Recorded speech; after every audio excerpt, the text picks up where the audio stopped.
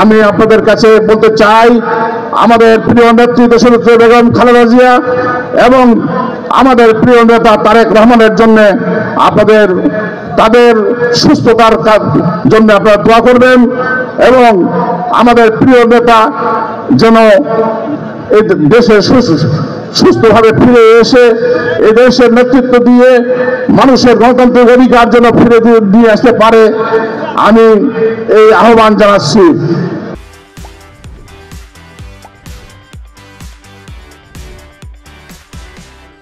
হবে আগামীতে যে কর্মসূচি আসবে যদি বক্তব্য দেওয়ার সুযোগ দেয়, আপনারা ভালো থাকবেন, সুস্থ থাকবেন। এই আজ আমাদের প্রিয় নেত্রী দেশনেত্রী বেগম খালেদা জিয়া, আপনারা জানেন লন্ডনে তিনি চিকিৎসাধীন রয়েছেন। আমাদের প্রিয় নেত্রী দেশনেত্রী বেগম খালেদা জিয়ার প্রতি কামনা এবং বিএনপির ভারপ্রাপ্ত চেয়ারম্যান আগামী দিনের আশা আকাঙ্ক্ষার প্রতি জনাব তারেক রহমানের দীর্ঘ কামনা করে আজকের আজিদমারি ও কালীগঞ্জ উপজেলা বিএনপি এবং তরঙ্গ সহযোগী সংগঠন এবং সর্বস্তরের জনসাধারণ সকল পেশাজীবীদের সম্মানে জনাব রুকনুদ্দিন বাবু আলমের জেলা বিএনপি সহসভাপতি তার উদ্যোগে আজকে আয়োজিত এই ইফতার দোয়া মাহফিল ইতিমধ্যে আপনারা দেখেছেন আজিদমারি এবং কালীগঞ্জের সর্বস্তরের নেতাকর্মী এবং সর্বসাধারণ আজকে উপস্থিত হয়েছে। আজকে ইফতার মাহফিল সমাবেত হয়েছে।